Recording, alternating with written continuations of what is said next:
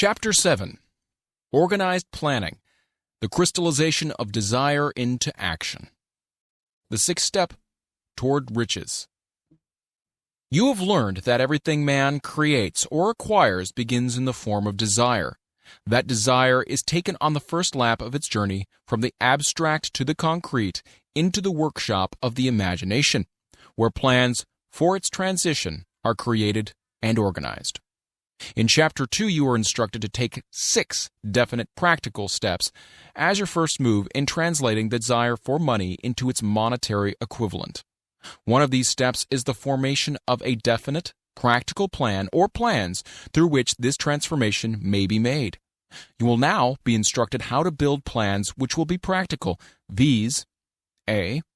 Ally yourself with a group of as many people as you may need for the creation and carrying out of your plan or plans for the accumulation of money-making use of the mastermind principle described in a later chapter.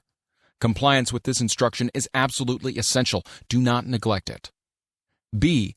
Before forming your mastermind alliance, decide what advantages and benefits you may offer the individual members of your group in return for their cooperation. No one will work indefinitely without some form of compensation. No intelligent person will either request or expect another to work without adequate compensation, though this may not always be in the form of money. C. Arrange to meet with the members of your mastermind group at least twice a week, and more often if possible, until you have jointly perfected the necessary plan or plans for the accumulation of money. D. Maintain perfect harmony between yourself and every member of your mastermind group. If you fail to carry out this instruction to the letter, you may expect to meet with failure. The mastermind principle cannot obtain where perfect harmony does not prevail. Keep in mind these facts. First, you are engaged in an undertaking of major importance to you. To be sure of success, you must have plans which are faultless. Second, you must have the advantage of the experience, education, native ability, and imagination of other minds. This is in harmony with the methods followed by every person who has accumulated a great fortune. No individual has sufficient experience, education, native ability, and knowledge to ensure the accumulation of a great fortune without the cooperation of other people. Every plan you adopt in your endeavor to accumulate wealth should be the joint creation of yourself and every other member of your mastermind group. You may originate your own plans, either in whole or in part, but see that those plans are checked and approved by the members of your mastermind alliance. If the first plan which you adopt does not work successfully, replace it with a new plan. If this new plan fails to work, replace it, in turn with still another, and so on, until you find a plan which does work. Right here is the point at which the majority of men meet with failure because of their lack of persistence in creating new plans to take the place of those which fail. The most intelligent men living cannot succeed in accumulating money, nor in any other undertaking, without plans which are practical and workable. Just keep this fact in mind and remember when your plans fail that temporary defeat is not permanent failure. It may only mean that your plans have not been sound. Build other plans. Start all over again. Thomas Edison failed 10,000 times before he perfected the incandescent electric light bulb. That is, he met with temporary defeat 10,000 times before his efforts were crowned with success. Temporary defeat should mean only one thing: the certain knowledge that there is something wrong with your plan. Millions of men go through life in misery and poverty because they lack a sound plan through which to accumulate a fortune. Henry Ford accumulated a fortune not because of his superior mind, but because he adopted and followed a plan which proved to be sound. 1,000 men could be pointed out, each with a better education than Ford's, yet each of whom lives in poverty, because he does not possess the right plan for the accumulation of money. Your achievement can be no greater than your plans are sound. That may seem to be an axiomatic statement, but it is true. Samuel Insull lost his fortune of over $100 million. The Insull fortune was built on plans which were sound. The business depression forced Mr. Insull to change his plans, and the change brought temporary defeat because his new plans were not sound. Mr. Insull is now an old man. He may consequently accept failure instead of temporary defeat, but if his experience turns out to be a failure, it will be for the reason that he lacks the fire of persistence to rebuild his plans. No man is ever whipped until he quits in his own mind. This fact will be repeated many times because it is so easy to take the count at the first sign of defeat. James J. Hill met with temporary defeat when he first endeavored to raise the necessary capital to build a railroad from east to west, but he too turned defeat into victory through new plans. Henry Ford met with temporary defeat not only at the beginning of his automobile career, but after he had gone far towards the top.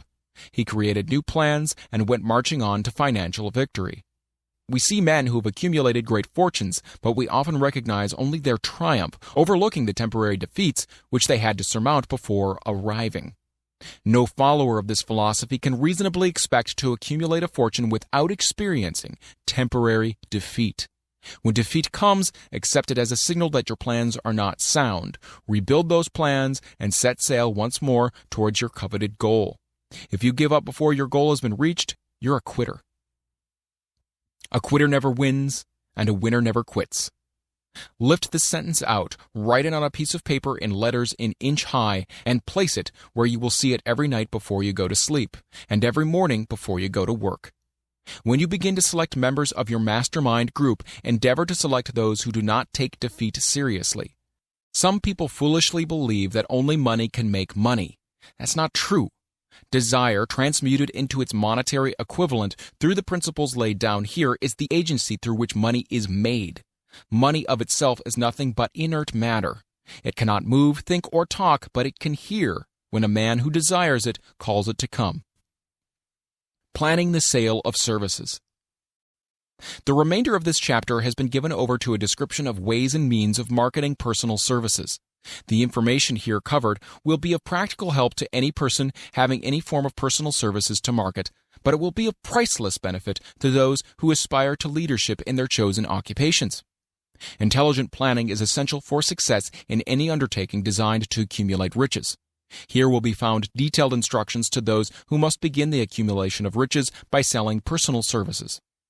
It should be encouraging to know that practically all the great fortunes began in the form of compensation for personal services, or from the sale of ideas. What else, except ideas and personal services, would one not possessed of property have to give in return for riches? Broadly speaking, there are two types of people in the world. One type is known as leaders, and the other as followers. Decide at the outset whether you intend to become a leader in your chosen calling or remain a follower. The difference in compensation is vast. The follower cannot reasonably expect the compensation to which the leader is entitled, although many followers make the mistake of expecting such pay. It is no disgrace to be a follower. On the other hand, it's no credit to remain a follower. Most great leaders began in the capacity of followers. They became great leaders because they were intelligent followers. With few exceptions, the man who cannot follow a leader intelligently cannot become an efficient leader. The man who can follow a leader most efficiently is usually the man who develops into leadership most rapidly. An intelligent follower has many advantages, among them the opportunity to acquire knowledge from his leader. The major attributes of leadership. The following are important factors of leadership. 1. Unwavering courage based upon knowledge of self and of one's occupation. No follower wishes to be dominated by a leader who lacks self-confidence and courage. No intelligent follower will be dominated by such a leader very long. 2. Self-control. The man who cannot control himself can never control others. Self-control sets a mighty example for one's followers, which the more intelligent will emulate. 3. A keen sense of justice. Without a sense of fairness and justice, no leader can command and retain the respect of his followers. 4. Definiteness of decision. The man who wavers in his decisions shows that he is not sure of himself. He cannot lead others successfully. 5. Definiteness of plans. The successful leader must plan his work and work his plan. A leader who works by guesswork, without practical, definite plans, is comparable to a ship without a rudder. Sooner or later, he will land on the rocks. 6. The habit of doing more than paid for. One of the penalties of leadership is the necessity of willingness upon the part of the leader to do more than he requires of his followers. 7. A pleasing personality. No slovenly, careless person can become a successful leader. Leadership requires respect. Followers will not respect a leader who does not grade high on all the factors of a pleasing personality. 8. Sympathy and understanding. The successful leader must be in sympathy with his followers. Moreover, he must understand them and their problems. 9. Mastery of detail. Successful leadership calls for mastery of details of the leader's position. 10. Willingness to assume full responsibility. The successful leader must be willing to assume responsibility for the mistakes and the shortcomings of his followers. If he tries to shift this responsibility, he will not remain the leader. If one of his followers makes a mistake and shows himself incompetent, the leader must consider that it is he who failed. 11. Cooperation. The successful leader must understand and apply the principle of cooperative effort and to be able to induce his followers to do the same. Leadership calls for power, and power calls for cooperation. There are two forms of leadership. The first and by far the most effective is leadership by consent of and with sympathy of the followers. The second is leadership by force, without the consent and sympathy of the followers. History is filled with evidences that leadership by force cannot endure. The downfall and disappearance of dictators and kings is significant. It means that people will not follow forced leadership indefinitely. The world has just entered a new era of relationship between leaders and followers, which very clearly calls for new leaders and a new brand of leadership in business and industry. Those who belong to the old school of leadership by force must acquire an understanding of the new brand of leadership, cooperation, or be relegated to the rank and file of the followers. There is no other way out for them. The relationship of employer and employee, or of leader and follower in the future, will be one of mutual cooperation based upon an equitable division of the profits of business. In the future, the relationship of employer and employee will be more like a partnership than it has been in the past. Napoleon, Kaiser Wilhelm of Germany, the Tsar of Russia, and the King of Spain were examples of leadership by force. Their leadership passed. Without much difficulty, one might point to the prototypes of these ex-leaders among the business, financial, and labor leaders of America who have been dethroned or slated to go. Leadership by consent of the followers is the only brand which can endure. Men may follow the forced leadership temporarily, but they will not do so willingly. The new brand of leadership will embrace the 11 factors of leadership described in this chapter, as well as some other factors. The man who makes these the basis of his leadership will find abundant opportunity to lead in any walk of life. The Depression has prolonged, largely because the world lacked leadership of the new brand. At the end of the Depression, the demand for leaders who are competent to apply the new methods of leadership has greatly exceeded the supply. Some of the old type of leaders will reform and adapt themselves to the new brand of leadership, but, generally speaking, the world will have to look for a new timber for its leadership. This necessity may be your opportunity. The 10 major causes of failure in leadership. We come now to the major faults of leaders who fail, because it is just as essential to know what not to do as it is to know what to do. 1. Inability to organize details. Efficient leadership calls for ability to organize and master details. No genuine leader is ever too busy to do anything which may be required of him in his capacity as leader. When a man, whether he is a leader or a follower, admits that he is too busy to change his plans or to give attention to any emergency, he admits his inefficiency. The successful leader must be the master of all details connected with his position. That means, of course, that he must acquire the habit of relegating details to capable lieutenants. 2. Unwillingness to render humble service. Truly great leaders are willing, when occasion demands, to perform any sort of labor which they would ask another to perform. The greatest among ye shall be the servant of all, is a truth which all able leaders observe and respect. 3. Expectation of pay for what they know instead of what they do with that which they know. The world does not pay men for that which they know. It pays them for what they do or induce others to do. 4. Fear of competition from followers. The leader who fears that one of his followers may take his position is practically sure to realize that fear sooner or later. The able leader trains understudies to whom he may delegate at will any of the details of his position. Only in this way may a leader multiply himself and prepare himself to be at many places and give attention to many things at one time. It is an eternal truth that men receive more money for their ability to get others to perform than they could possibly earn by their own efforts. An efficient leader may, through his knowledge of his job and the magnetism of his personality, greatly increase the efficiency of others and induce them to render more service and better service than they could render without his aid. 5. Lack of imagination. Without imagination, the leader is incapable of meeting emergencies and of creating plans by which to guide his followers efficiently. 6. Selfishness. The leader who claims all the honor for the work of his followers is sure to be met by resentment. The really great leader claims none of the honors. He is contented to see the honors, when there are any, to go to his followers, because he knows that most men will work harder for commendation and recognition than they will for money alone. 7. Intemperance. Followers do not respect an intemperate leader. Moreover, intemperance in any of its various forms destroys the endurance and the vitality of all who indulge in it. 8. Disloyalty. Perhaps this should have come at the head of the list. The leader who is not loyal to his trust and to his associates, those above him, and those below him, cannot long maintain his leadership. Disloyalty marks one as being less than the dust of the earth, and brings down on one's head the contempt he deserves. Lack of loyalty is one of the major causes of failure in every walk of life. 9. Emphasis of the authority of leadership. The efficient leader leads by encouraging, and not by trying to instill fear in the hearts of his followers. The leader who tries to impress his followers with his authority comes within the category of leadership through force. If a leader is a real leader, he will have no need to advertise that fact except by his conduct, his sympathy, understanding, fairness, and a demonstration that he knows his job. 10. Emphasis of title.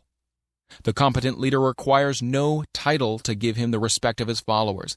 The man who makes too much over his title generally has little else to emphasize. The doors to the office of the real leader are open to all who wish to enter, and his working quarters are free from formality or ostentation. These are among the more common of the causes of failure in leadership. Any one of these faults is sufficient to induce failure. Study the list carefully if you aspire to leadership, and make sure that you are free of these faults. Some fertile fields in which new leadership will be required. Before leaving this chapter, your attention is called to a few of the fertile fields in which there have been a decline of leadership, and in which the new type of leader may find an abundance of opportunity. First, in the field of politics, there is a most insistent demand for new leaders, a demand which indicates nothing less than an emergency. The majority of politicians have seemingly become high-grade, legalized racketeers. They have increased taxes and debauched the machinery of industry and business until the people can no longer stand the burden. Second, the banking business is undergoing a reform. The leaders in this field have almost entirely lost the confidence of the public. Already the bankers have sensed the need of reform, and they have begun it. Third, industry calls for new leaders. The old type of leaders thought and moved in terms of dividends instead of thinking and moving in terms of human equations. The future leader in industry, to endure, must regard himself as a quasi-public official whose duty it is to manage his trust in such a way that it will work hardship on no individual or group of individuals. Exploitation of working men is a thing of the past. Let the man who aspires to leadership in the field of business, industry, and labor remember this. Fourth, the religious leader of the future will be forced to give more attention to the temporary needs of his followers in the solution of their economic and personal problems of the present, and less attention to the dead past and yet unborn future. Fifth, in the professions of law, medicine, and education, a new brand of leadership, and to some extent new leaders, will become a necessity. This is especially true in the field of education. The leader in that field must, in the future, find ways and means of teaching people how to apply the knowledge they receive in school. He must deal more with practice and less with theory. Sixth, new leaders will be required in the field of journalism. Newspapers of the future, to be conducted successfully, must be divorced from special privilege and relieved from the subsidy of advertising. They must cease to be organs of propaganda for the interests which patronize their advertising columns. The type of newspaper which publishes scandal and lewd pictures will eventually go the way of all forces which debauch the human mind. These are but a few of the fields in which opportunities for new leaders and new brands of leadership are now available. The world is undergoing a rapid change. This means that the media through which the changes in human habits are promoted must be adapted to the changes. The media here described are the ones which, more than any others, determine the trends of civilization. When and how to apply for a position. The information described here is the net result of many years of experience during which thousands of men and women were helped to market their services effectively.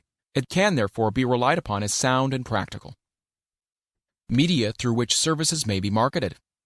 Experience has proved that the following media offer the most direct and effective methods of bringing the buyer and seller of personal services together.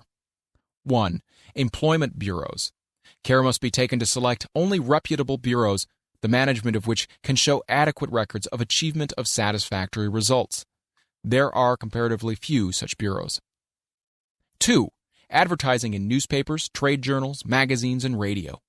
Classified advertising may usually be relied upon to produce satisfactory results in the case of those who apply for clerical or ordinary salaried positions. Display advertising is more desirable in the case of those who seek executive connections. The copy to appear in the section of the paper which is most apt to come into the attention of the class of employer being sought. The copy should be prepared by an expert who understands how to inject sufficient selling qualities to produce replies. 3.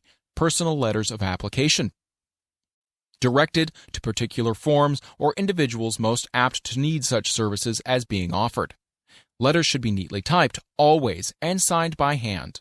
With the letter should be sent a complete brief or outline of the applicant's qualifications.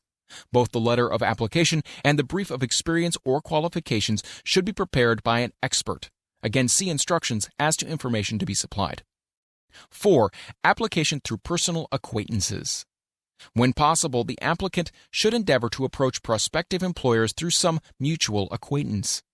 This method of approach is particularly advantageous in the case of those who seek executive connections and do not wish to appear to be peddling themselves. 5. Application in person. In some instances, it may be more effective if the applicant offers personally his services to prospective employers, in which event a complete written statement of qualifications for the position should be presented, for the reason that prospective employers often wish to discuss with associates one's record. Information to be supplied in a written brief. This brief should be prepared as carefully as a lawyer would prepare the brief of a case to be tried in court. Unless the applicant is experienced in the preparation of such briefs, an expert should be consulted, and his services enlisted for this purpose. Successful merchants employ men and women who understand the art and the psychology of advertising to present the merits of their merchandise. One who has personal services for sale should do the same. The following information should appear in the brief. 1. Education.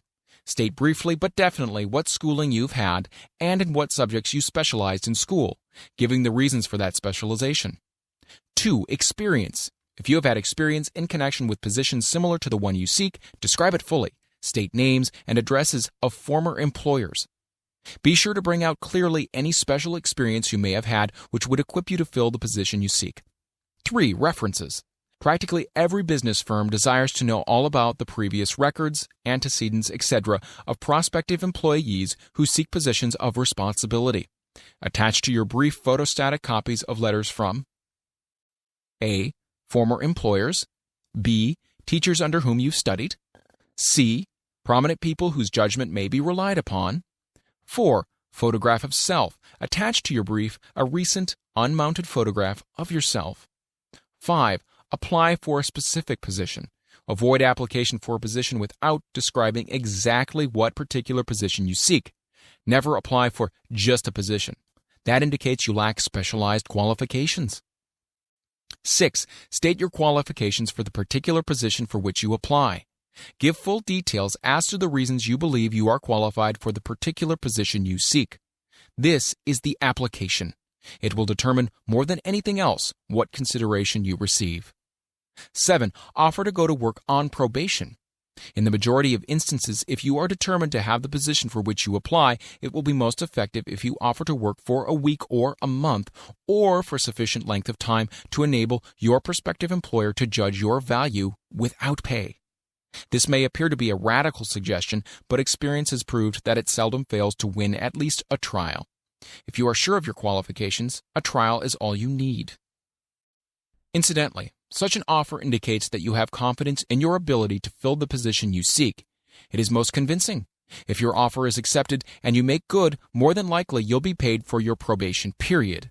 Make clear the fact that your offer is based upon A, your confidence in your ability to fill the position, B, your confidence in your prospective employer's decision to employ you after trial, C, your determination to have the position you seek. 8. Knowledge of your prospective employer's business.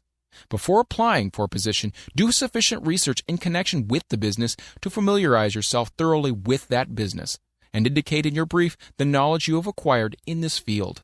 This will be impressive, as it will indicate that you have imagination and a real interest in the position you seek. Remember that it is not the lawyer who knows the most law, but the one who best prepares his case who wins. If your case is properly prepared and presented, your victory will have been more than half won at the outset. Do not be afraid of making your brief too long. Employers are just as much interested in purchasing the services of well-qualified applicants as you are in securing employment. In fact, the success of most successful employers is due in the main to their ability to select well-qualified lieutenants. They want all the information available. Remember another thing. Neatness in the preparation of your brief will indicate that you are a painstaking person. I have helped prepare briefs for clients which are so striking and out of the ordinary that they have resulted in the employment of the applicant without a personal interview. When your brief has been completed, have it neatly bound by an experienced binder and lettered by an artist or printer similar to the following. Brief of the qualifications of Robert K. Smith, applying for the position of private secretary to the president of the blank company incorporated. Of course, change names each time brief is shown. This personal touch is sure to command attention. Have your brief neatly typed or mimeographed on the finest paper you can obtain, and bound with a heavy paper of the book cover variety, the binder to be changed, and the proper firm name to be inserted if it is to be shown to more than one company. Your photograph should be pasted on one of the pages of your brief. Follow these instructions to the letter, improving upon them wherever your imagination suggests. Successful salesmen groom themselves with care. They understand that a first impression is everything.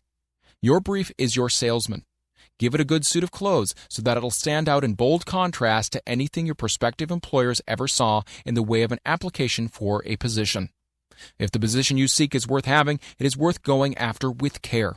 Moreover, if you sell yourself to an employer in a manner that impresses him with your individuality, you probably will receive more money for your services from the very start than if you applied for employment in the usual, conventional way. If you seek employment through an advertising agency or an employment agency, have the agent use copies of your brief in marketing your services. This will help to gain preference for you, both with the agent and the prospective employers. How to get the exact position you desire. Everyone enjoys doing the kind of work for which he is best suited. An artist loves to work with paints, a craftsman with his hands, a writer loves to write. Those with less definite talents have their preference for certain fields of business and industry. If America does anything well, it offers a full range of occupations: tilling the soil, manufacturing, marketing, and the professions. First, decide exactly what kind of job you want. If the job doesn't already exist, perhaps you can create it. Second, choose the company or individual for whom you wish to work. Third, study your prospective employer as to policies, personnel, and chances of advancement. Fourth, by analysis of yourself, your talents, and capabilities, figure out what you can offer, and plan ways and means of giving advantages, services, developments, and ideas that you believe you can successfully deliver. Fifth, forget about a job. Forget whether or not there is an opening. Forget the usual routine of "have you got a job for me?" Concentrate rather on what you can give. Sixth, once you have your plan in mind, arrange with an experienced writer to put it in paper in neat form and in full detail. Seventh, present it to the proper person with authority, and he will do the rest. Every company is looking for men who can give something of value, whether it be ideas, services, or connections. Every company has room for the man who has a definite plan of action, which is to the advantage of that company. This line of procedure may take a few days or weeks of extra time, but the difference in income, in advancement, in gaining recognition will save years of hard work at small pay. It has many advantages, the main one being that it will often save from 1 to 5 years of time in reaching a chosen goal. Every person who starts or gets in halfway up the ladder does so by deliberate and careful planning, excepting, of course, the boss's son. The new way of marketing services, jobs, are now partnerships. Men and women who market their services to best advantage in the future must recognize the stupendous change which has taken place in connection with the relationship between employer and employee. In the future, the golden rule, and not the rule of gold, will be the dominating factor in marketing of merchandise as well as personal services. The future relationship between employers and their employees will be more in the nature of a partnership consisting of A. The employer, B. The employee, C. The public they serve.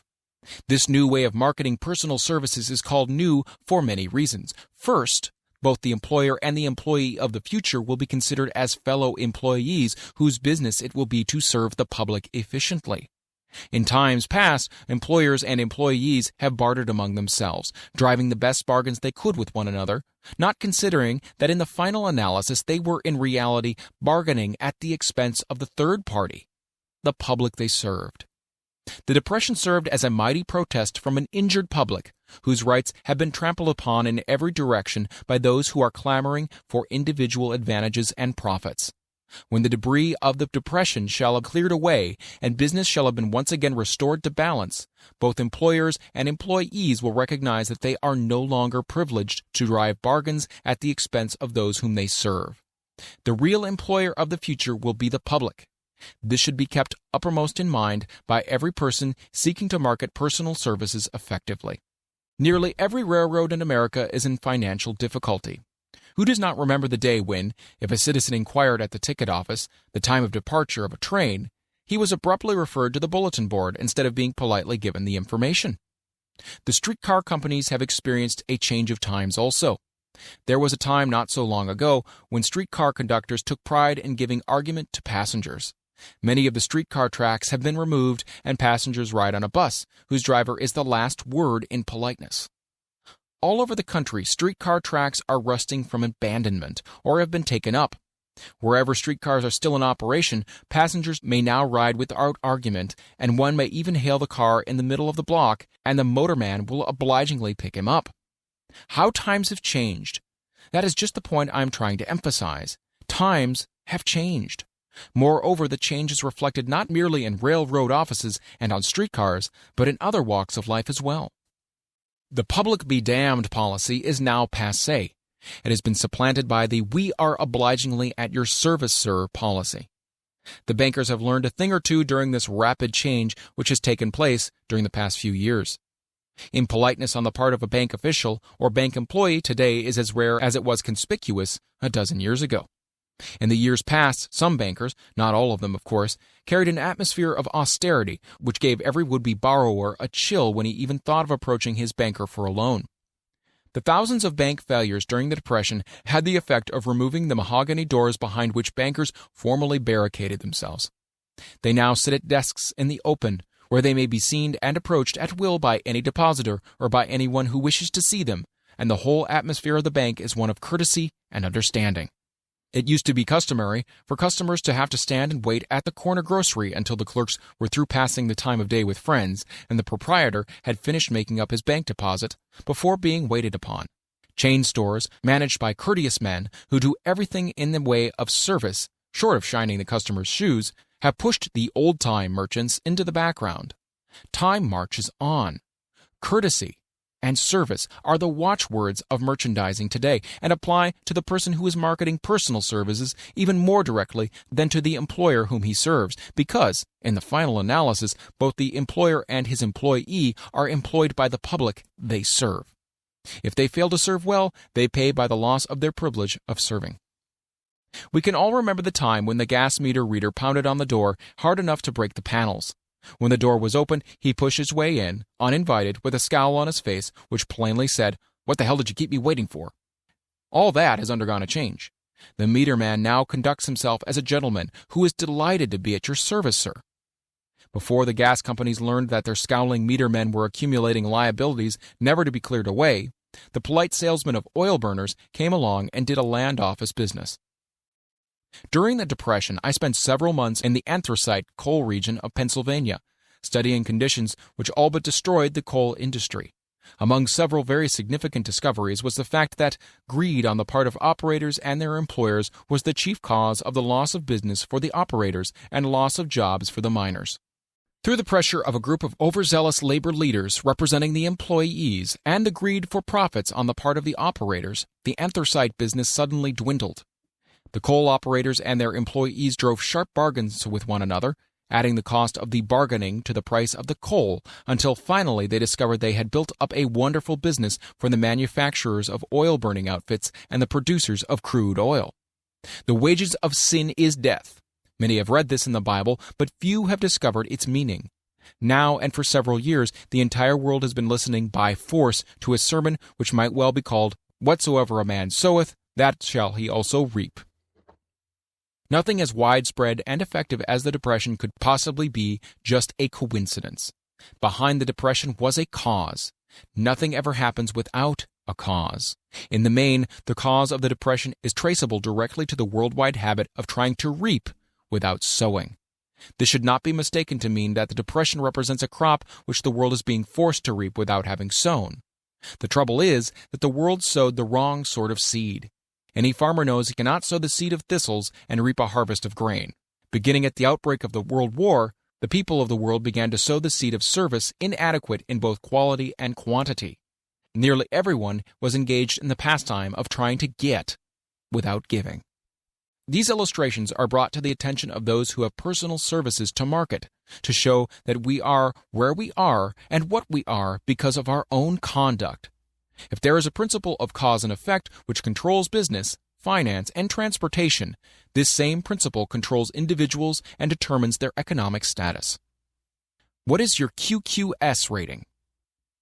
The cause of success in marketing services effectively and permanently have been clearly described. Unless those causes are studied, analyzed, understood, and applied, no man can market his services effectively and permanently. Every person must be his own salesman of personal services. The quality and the quantity of services rendered, and the spirit in which it is rendered, determine to a large extent the price and the duration of employment.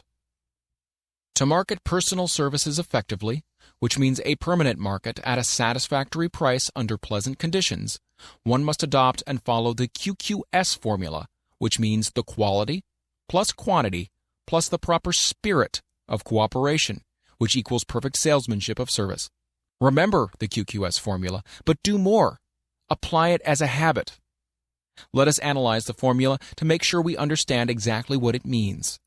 1. Quality of service shall be construed to mean the performance of every detail in connection with your position in the most efficient manner possible, with the object of greater efficiency always in mind.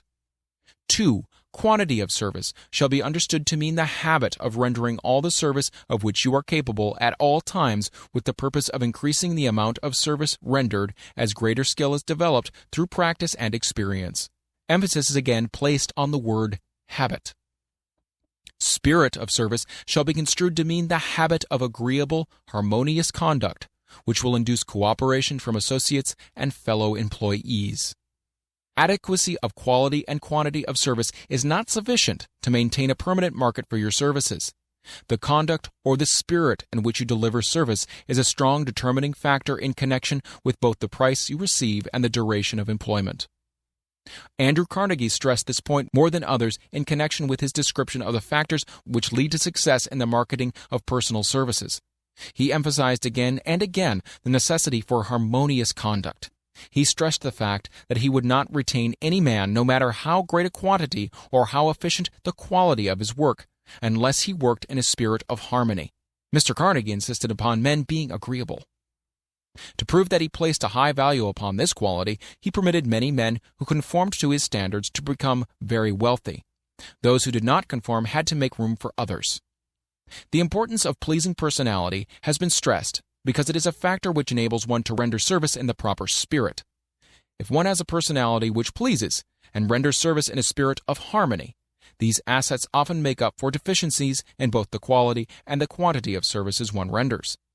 Nothing, however, can be successfully substituted for pleasing conduct. The capital value of your services. The person whose income is derived entirely from the sale of personal services is no less a merchant than the man who sells commodities. And it might well be added, such a person is subject to exactly the same rules of conduct as the merchant who sells merchandise. This has been emphasized because the majority of people who live by the sale of personal services make the mistake of considering themselves free from the rules of conduct and the responsibilities attached to those who are engaged in marketing commodities. The new way of marketing services has practically forced both employer and employee into partnership alliances, through which both take into consideration the rights of the third party, the public they serve. The day of the go-getter has passed. He has been supplanted by the go-giver. High-pressure methods in business finally blew the lid off. There will never be the need to put the lid back on because in the future, business will be conducted by methods that will require no pressure. The actual capital value of your brains may be determined by the amount of income you can produce by marketing your services.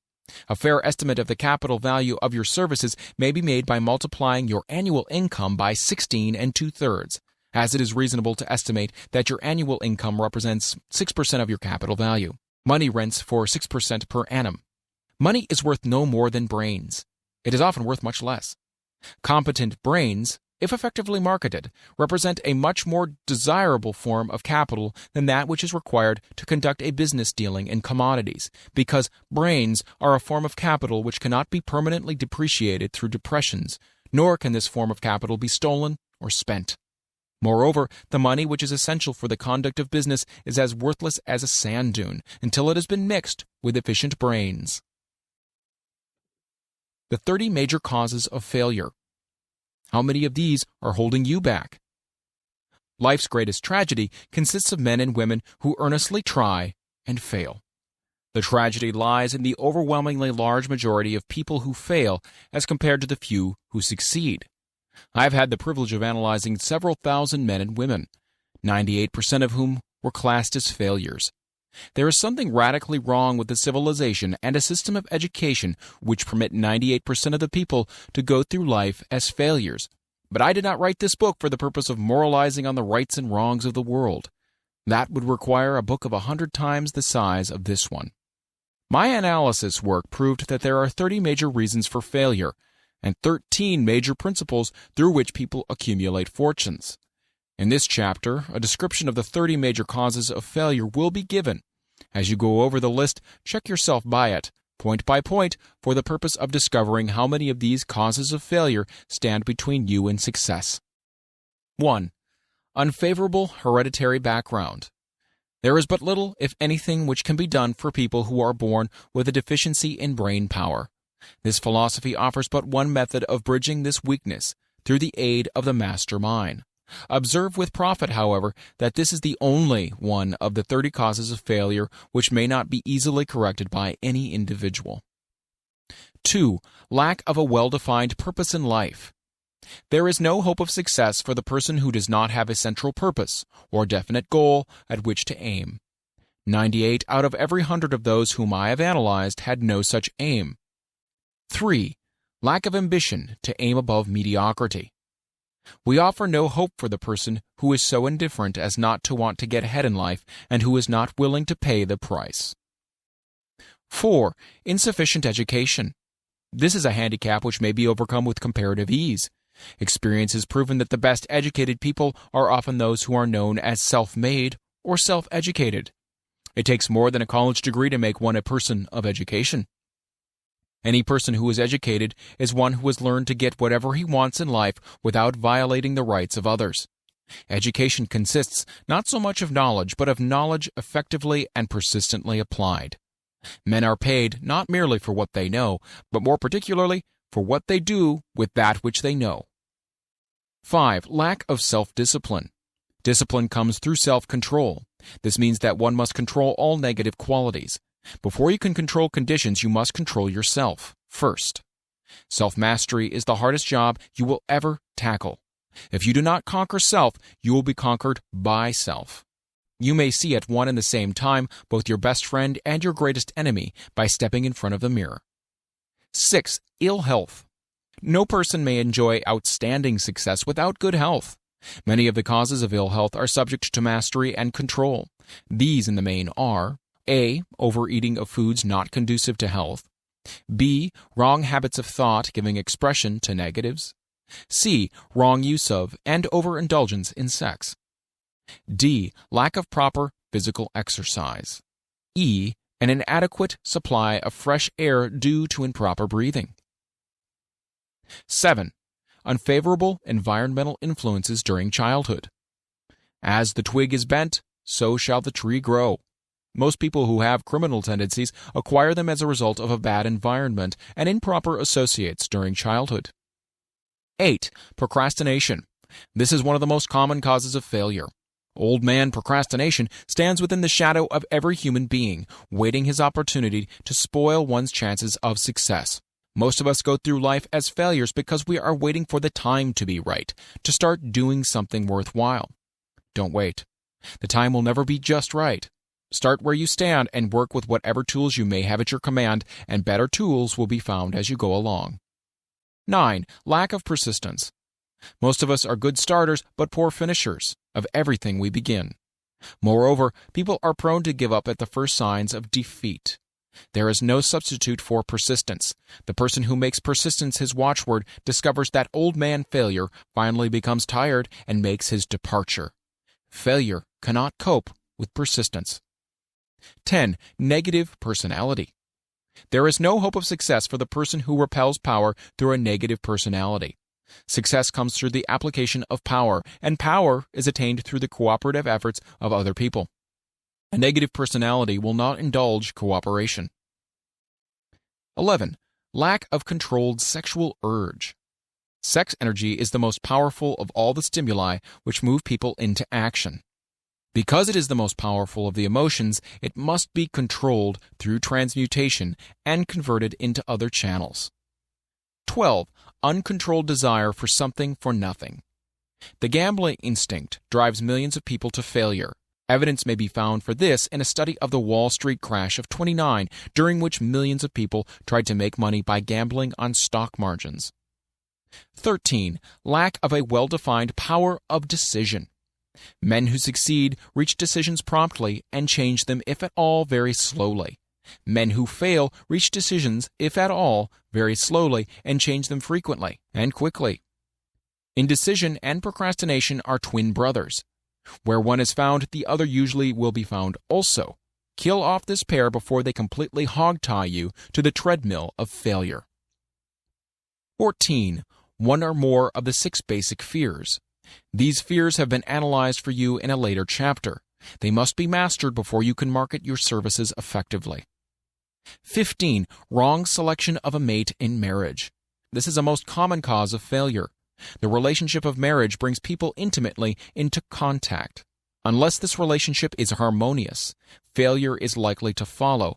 Moreover, it will be a form of failure that is marked by misery and unhappiness, destroying all signs of ambition. 16.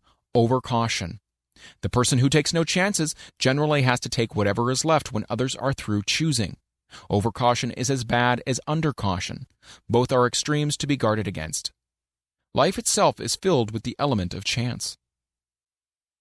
17. Wrong selection of associates in business. This is one of the most common causes of failure in business. In marketing personal services, one should use great care to select an employer who will be an inspiration and who is himself intelligent and successful. We emulate those with whom we associate most closely. Pick an employer who is worth emulating. 18. Superstition and prejudice. Superstition is a form of fear. It is also a sign of ignorance. Men who succeed keep open minds and are afraid of nothing. 19. Wrong selection of a vocation. No man can succeed in a line of endeavor which he does not like. The most essential step in the marketing of personal services is that of selecting an occupation into which you can throw yourself in wholeheartedly. 20. Lack of concentration of effort. The jack of all trades seldom is good at any. Concentrate all of your efforts on the definite chief aim. 21. The habit of indiscriminate spending. The spendthrift cannot succeed mainly because he stands eternally in fear of poverty. Form the habit of systematic saving by putting aside a definite percentage of your income. Money in the bank gives one a very safe foundation of courage when bargaining for the sale of personal services. Without money, one must take what one is offered and be glad to get it. 22. Lack of enthusiasm. Without enthusiasm, one cannot be convincing. Moreover, enthusiasm is contagious, and the person who has it under control is generally welcome in any group of people. 23. Intolerance. The person with a closed mind on any subject seldom gets ahead. Intolerance means that one has stopped acquiring knowledge. The most damaging forms of intolerance are those connected with religious, racial, and political differences of opinion.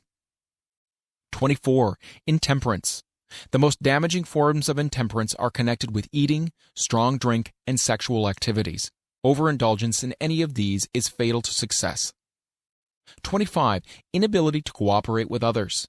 Most people lose their positions and their big opportunities in life because of this fault than for all other reasons combined.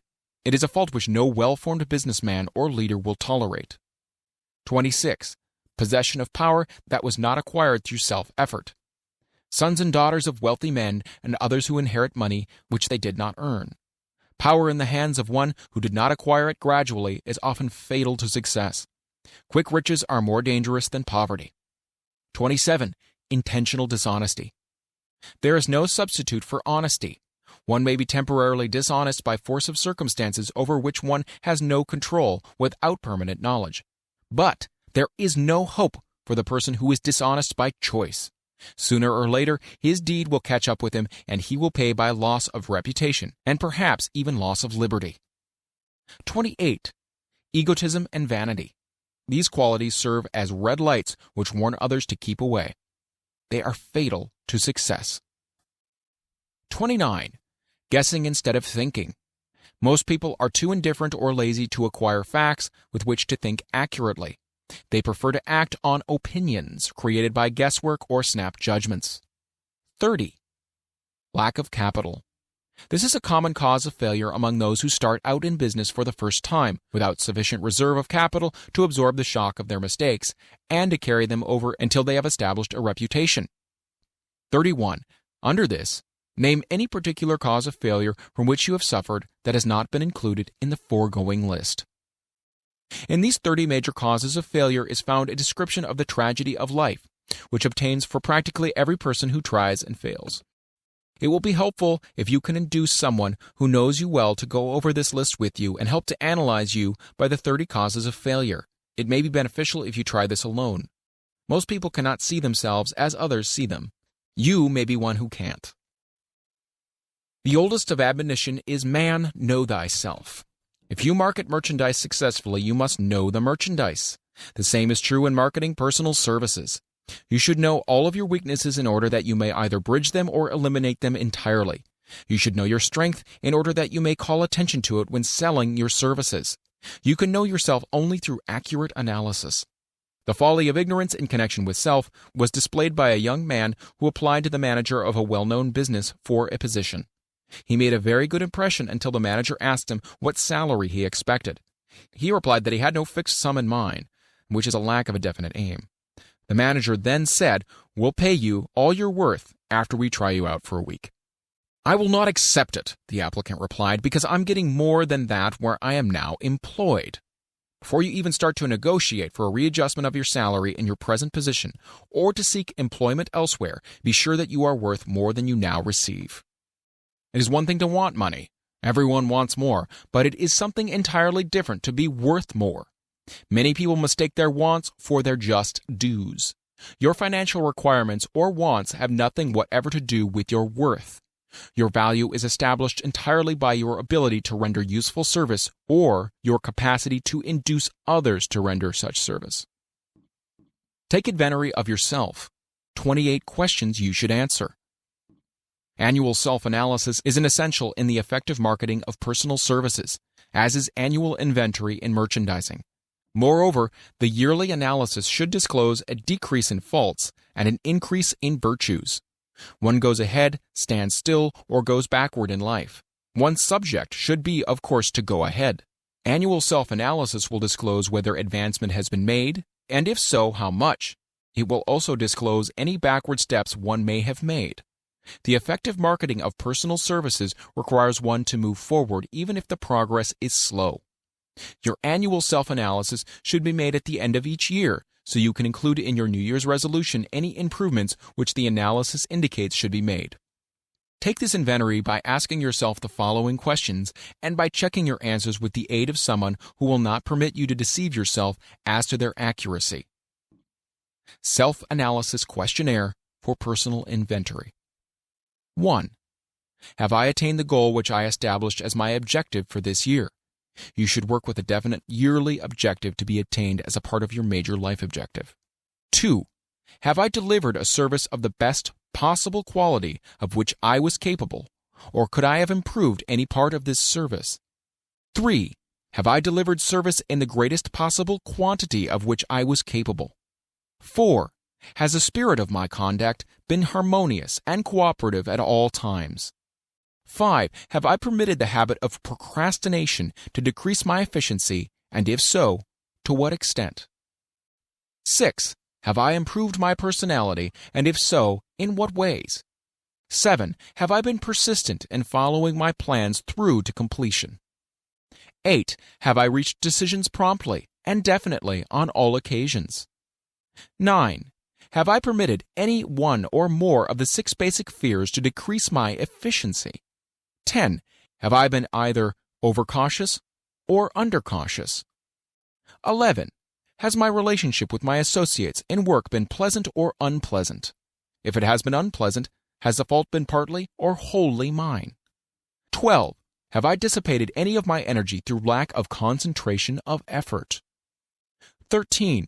Have I been open-minded and tolerant in connection with all subjects? 14. In what way have I improved my ability to render service? 15. Have I been intemperate in any of my habits? 16. Have I expressed, either openly or secretly, any form of egotism? 17. Has my conduct towards my associates been such that it has induced them to respect me? 18. Have my opinions and decisions been based upon guesswork or accuracy of analysis and thought?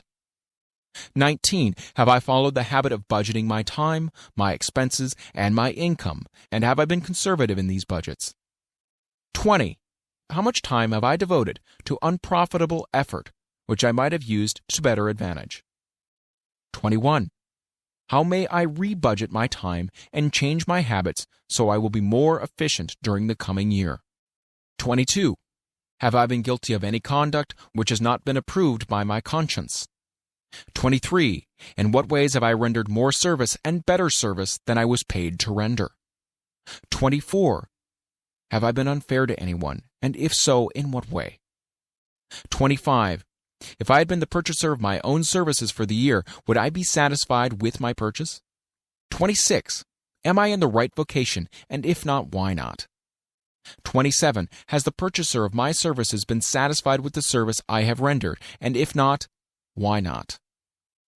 28. What is my present rating on the fundamental principles of success?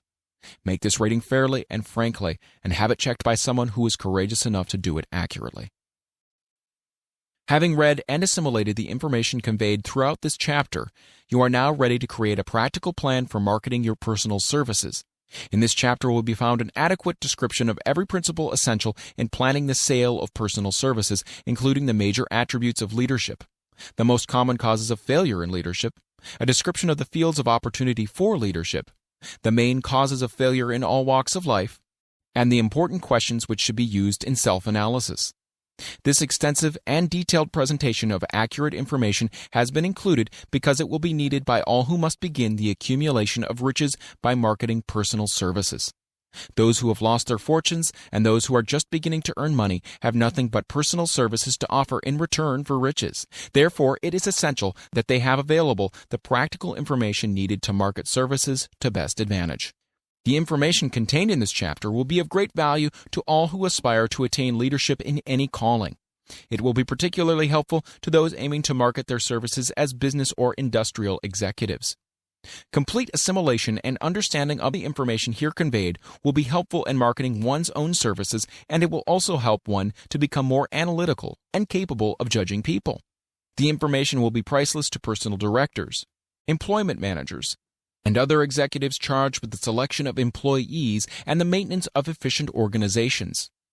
If you doubt this statement, test its soundness by answering and writing the 28 self-analysis questions. That might be both interesting and profitable, even though you do not doubt the soundness of the statement. Where and how one may find opportunities to accumulate riches. Now that we have analyzed the principles by which riches may be accumulated, we naturally ask, where may one find favorable opportunities to apply these principles? Well, very well. Let us take inventory and see what the United States of America offers the person seeking riches, great or small. To begin with, let us remember, all of us, that we live in a country where every law-abiding citizen enjoys freedom of thought and freedom of deed unequaled anywhere in the world. Most of us have never taken inventory of the advantages of this freedom. We have never compared our unlimited freedom with the curtailed freedom in other countries. Here we have freedom of thought, freedom in the choice and enjoyment of education, freedom in religion, freedom in politics, freedom in the choice of a business, profession, or occupation, freedom to accumulate and own without molestation all the property we can accumulate, freedom to choose our place of residence, freedom in marriage, freedom through equal opportunity to all races, freedom of travel from one state to another, freedom in our choice of foods, freedom to aim for any station in life for which we have prepared ourselves, even for the presidency of the United States. We have other forms of freedom, but this list will give a bird's-eye view of the most important, which constitute opportunity of the highest order. This advantage of freedom is all the more conspicuous because the United States is the only country guaranteeing to every citizen, whether native-born or naturalized, so broad and varied a list of freedom. Next, let us recount some of the blessings which our widespread freedom has placed within our hands. Take the average American family, for example, meaning the family of average income, and sum up the benefits available to every member of the family in this land of opportunity and plenty. A. Food. Next to freedom of thought and deed comes food, clothing, and shelter, the three basic necessities of life. Because of our universal freedom, the average American family has available at its very door the choicest selection of food to be found anywhere in the world, and at prices within its financial range. A family of two living in the heart of the Times Square district of New York City, far removed from the sources of production of foods, took careful inventory of the cost of a simple breakfast with this astonishing result. Articles of food. Cost at the breakfast table. Grapefruit juice from Florida, 2 cents. Rippled wheat breakfast food from a Kansas farm, 2 cents. Tea from China, 2 cents. Bananas from South America, 2.5 cents. Toasted bread from a Kansas farm, 1 cent. Fresh country eggs from Utah, 7 cents. Sugar from Cuba or Utah, half of a cent. Butter and cream from New England, 3 cents. And the grand total, 20 cents. It is not very difficult to obtain food in a country where two people can have a breakfast consisting of all they want or need for a dime apiece. Observe that this simple breakfast was gathered by some strange form of magic from China, South America, Utah, Kansas, and the New England states, and delivered on the breakfast table, ready for consumption, in the very heart of the most crowded city in America, at a cost well within the means of the most humble laborer. The cost included all federal, state, and city taxes. Here is a fact that politicians did not mention when they were crying out to the voters to throw their opponents out of office because the people were being taxed to death. B. Shelter. This family lives in a comfortable apartment, heated by steam, lighted with electricity, with gas for cooking, all for $65 a month. In a smaller city or more sparsely settled part of New York City, the same apartment could be had for as low as $20 a month. The toast they had for breakfast in the food estimate was toasted on an electric toaster, which cost but a few dollars. The apartment is cleaned with a vacuum sweeper that is run by electricity. Hot and cold water is available at all times in the kitchen and in the bathroom. The food is kept cold in a refrigerator that is run by electricity. The wife curls her hair, washes her clothes, and irons them with easily operated electrical equipment on power obtained by sticking a plug in the wall. The husband shaves with an electric shaver, and they receive entertainment from all over the world, 24 hours a day, if they want it, without cost, by merely turning the dial of their radio. There are other conveniences in this apartment, but the foregoing list will give a fair idea of some of the concrete evidences of the freedom we of America enjoy. And this is neither political nor economic propaganda. C. Clothing. Anywhere in the United States, the woman of average clothing requirements can dress very comfortably and neatly for less than $200 a year, and the average man can dress for the same or less. Only the three basic necessities of food, clothing, and shelter have been mentioned. The average American citizen has other privileges and advantages available in return for modest effort, not exceeding 8 hours per day of labor. Among those is the privilege of automobile transportation, with which one can go and come at will at very small cost. The average American has security of property rights not found in any other country in the world. He can place his surplus money in a bank with the assurance that his government will protect it and make good to him if the bank fails. If an American citizen wants to travel from one state to another, he needs no passport, no one's permission. He may go when he pleases and return at will. Moreover, he may travel by train, private automobile, bus, airplane, or ship as his pocketbook permits. In Germany, Russia, Italy, and most of the other European and Oriental countries, the people cannot travel with so much freedom and at so little cost. The miracle that has provided these blessings. We often hear politicians proclaiming the freedom of America when they solicit votes, but seldom do they take the time to devote sufficient effort to the analysis of the source or nature of this freedom. Having no axe to grind, no grudge to express, no ulterior motives to be carried out, I have the privilege of going into a frank analysis of that mysterious, abstract, greatly misunderstood something which gives to every citizen of America more blessings, more opportunities to accumulate wealth, more freedom of any nature than may be found in any other country. I have the right to analyze the source and nature of this unseen power because I know and have known for more than a quarter of a century many of the men who organized that power and many who are now responsible for its maintenance. The name of this mysterious benefactor of mankind is capital.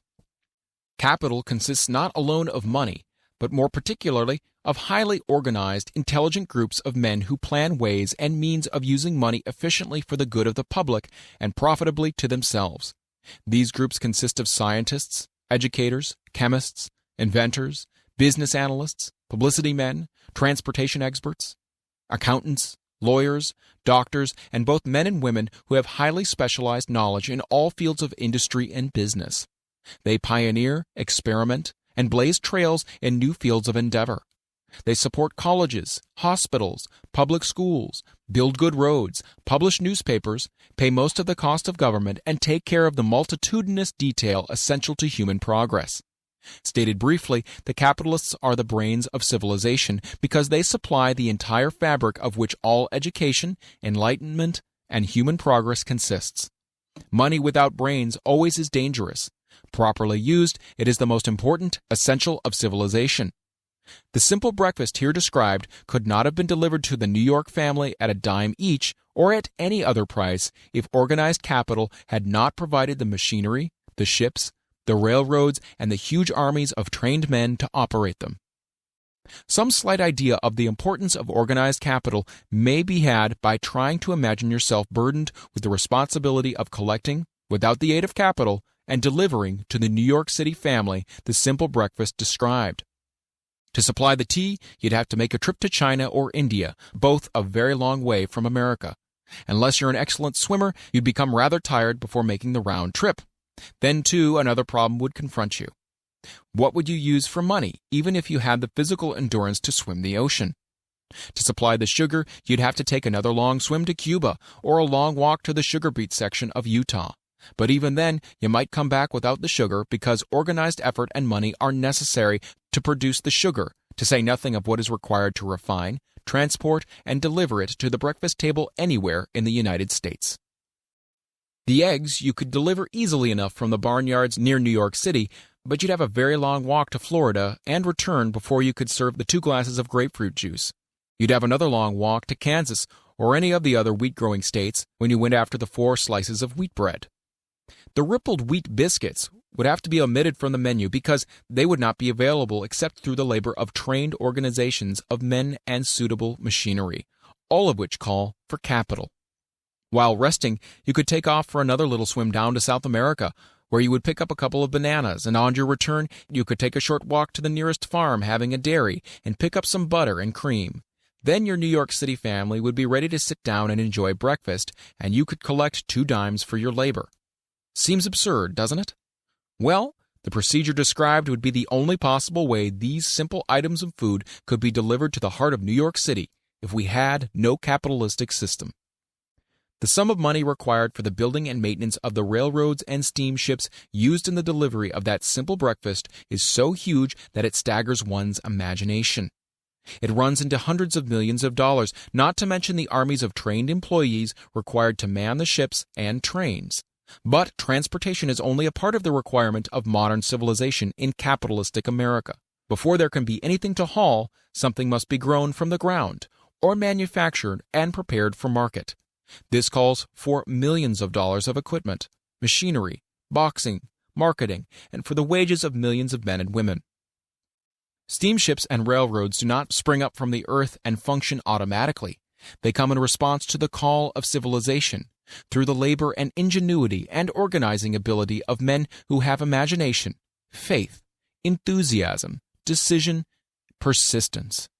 These men are known as capitalists. They are motivated by the desire to build, construct, achieve, render useful service, earn profits, and accumulate riches. And because they render service without which there would be no civilization, they put themselves in the way of great riches. Just to keep the record simple and understandable, I will add that these capitalists are the selfsame men of whom most of us have heard soapbox orators speak. They are the same men to whom radicals, racketeers, dishonest politicians, and grafting labor leaders refer to as predatory interests, or Wall Street. I'm not attempting to present a brief for or against any group of men or any system of economics. I'm not attempting to condemn the collective bargaining when I refer to the grafting labor leaders, nor do I aim to give a clean bill of health to all individuals known as capitalists. The purpose of this book, a purpose to which I have faithfully devoted over a quarter of a century, is to present to all who want the knowledge the most dependable philosophy through which individuals may accumulate riches in whatever amounts they desire. I have here analyzed the economic advantages of the capitalistic system for the twofold purpose of showing, 1, that all who seek riches must recognize and adapt themselves to the system that controls all approaches to fortunes, large or small, and 2, to present the side of the picture opposite to that being shown by politicians and demagogues who deliberately becloud the issues they bring up by referring to organized capital as if it were something poisonous. This is a capitalistic country. It was developed through the use of capital, and we who claim the right to partake of the blessings of freedom and opportunity, we who seek to accumulate riches here, may as well know that neither riches nor opportunity would be available to us if organized capital had not provided these benefits. For more than 20 years, it has been a somewhat popular and growing pastime for radicals, self-seeking politicians, racketeers, crooked labor leaders, and on occasion religious leaders to take pot shots at Wall Street, the money changers, and big business. The practice became so general that we witnessed during the business depression the unbelievable sight of high government officials lining up with the cheap politicians and labor leaders with the openly avowed purpose of throttling the system which had made industrial America the richest country on earth. The lineup was so general and so well organized that it prolonged the worst depression America has ever known. It cost millions of men their jobs because those jobs were inseparably a part of the industrial and capitalistic system which form the very backbone of the nation. During this unusual alliance of government officials and self-seeking individuals who were endeavoring to profit by declaring open season on the American system of industry, a certain type of labor leader joined forces with the politicians and offered to deliver voters in return for legislation designed to permit men to take riches away from industry by organized force of numbers, instead of the better method of giving a fair day's work for a fair day's pay. Millions of men and women throughout the nation are still engaged in this popular pastime of trying to get without giving. Some of them are lined up with labor unions, where they demand shorter hours and more pay. Others do not take the trouble to work at all. They demand government relief and are getting it. Their idea of their rights of freedom was demonstrated in New York City, where a violent complaint was registered with the postmaster by a group of relief beneficiaries, so-called, because the postman awakened them at 7:30 a.m. to deliver government relief checks. They demanded that the time of delivery be set up to 10 o'clock. If you are one of those who believe that riches can be accumulated by the mere act of men who organize themselves into groups and demand more pay for less service, if you're one of those who demand government relief without early morning disturbance when the money is delivered to you, if you are one of those who believe in trading their votes to politicians in return for the passing of laws which permit the raiding of the public treasury, you may rest securely on your belief with certain knowledge that no one will disturb you, because this is a free country, where every man may think as he pleases, where nearly everyone can live with but little effort, where many may live well without doing any work whatsoever. However, you should know the full truth concerning this freedom, of which so many people boast and so few understand. As great as it is, as far as it reaches, as many privileges as it provides, it does not and cannot bring riches without effort. There is but one dependable method of accumulating and legally holding riches, and that is by rendering useful service. No system has ever been created by which men can legally acquire riches through mere force of numbers or without giving in return an equivalent value of one form or another. This is the principle known as the law of economics. This is more than a theory. It is a law no man can beat. Mark well the name of the principle and remember it, because it is far more powerful than all the politicians and political machines. It is above and beyond the control of all the labor unions. It cannot be swayed, nor influenced, nor bribed by racketeers or self-appointed leaders in any calling. Moreover, it has an all-seeing eye and a perfect system of bookkeeping in which it keeps an accurate account of the transactions of every human being engaged in the business of trying to get without giving. Sooner or later, its auditors come around, look over the records of individuals both great and small, and demand an accounting. Wall Street, big business, capital predatory interests, or whatever name you choose to give the system which has given us American freedom, represents a group of men who understand, respect, and adapt themselves to this powerful law of economics. Their financial continuation depends upon their respecting the law. Most people living in America like this country, its capitalistic system and all. I must confess I know of no better country where one may find greater opportunities to accumulate riches. Judging by their acts and deeds, there are some in this country who don't like it. That, of course, is their privilege. If they don't like this country, its capitalistic system, its boundless opportunities, they have the privilege of clearing out. Always there are other countries, such as Germany, Russia, and Italy, where one may try one's hand at enjoying freedom and accumulating riches, providing one is not too particular. America provides all the freedom and all the opportunity to accumulate riches that any honest person may require. When one goes hunting for game, one selects hunting grounds where game is plentiful. When seeking riches, the same rules would naturally obtain. If it is riches you're seeking, do not overlook the possibilities of a country whose citizens are so rich that women alone spend over $200 million annually for lipsticks, rouge, and cosmetics. Think twice, you who are seeking riches, before trying to destroy the capitalistic system of a country whose citizens spend over $50 million a year for greeting cards, with which to express their appreciation of their freedom.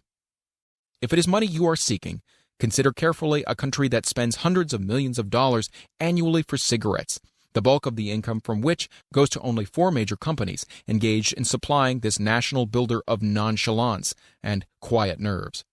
By all means, give plenty of consideration to a country whose people spend annually more than $15 million for the privilege of seeing moving pictures, and toss in a few additional millions for liquor, narcotics, and other less potent soft drinks and giggle waters.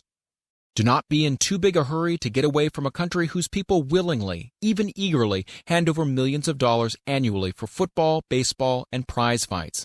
And by all means, stick by a country whose inhabitants give up more than $1 million a year for chewing gum and another $1 million for safety razor blades. Remember also that this is but the beginning of the available resources for the accumulation of wealth. Only a few of the luxuries and non-essentials have been mentioned, but remember that the business of producing, transporting, and marketing these few items of merchandise gives regular employment to many millions of men and women, who receive for their services many millions of dollars monthly, and spend it freely for both the luxuries and the necessities. Especially remember that back of all this exchange of merchandise and personal services may be found an abundance of opportunity to accumulate riches. Here our American freedom comes to one's aid. There is nothing to stop you or anyone from engaging in any portion of the effort necessary to carry on these businesses. If one has superior talent, training, experience, one may accumulate riches in large amounts. Those not so fortunate may accumulate smaller amounts. Anyone may earn a living in return for a very nominal amount of labor.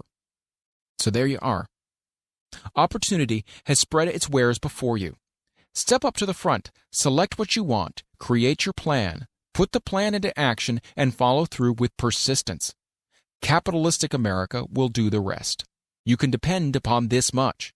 Capitalistic America ensures every person the opportunity to render useful service and to collect riches in proportion to the value of the service. The system denies no one this right, but it does not and cannot promise something for nothing, because the system itself is irrevocably controlled by the law of economics, which neither recognizes nor tolerates for long getting without giving.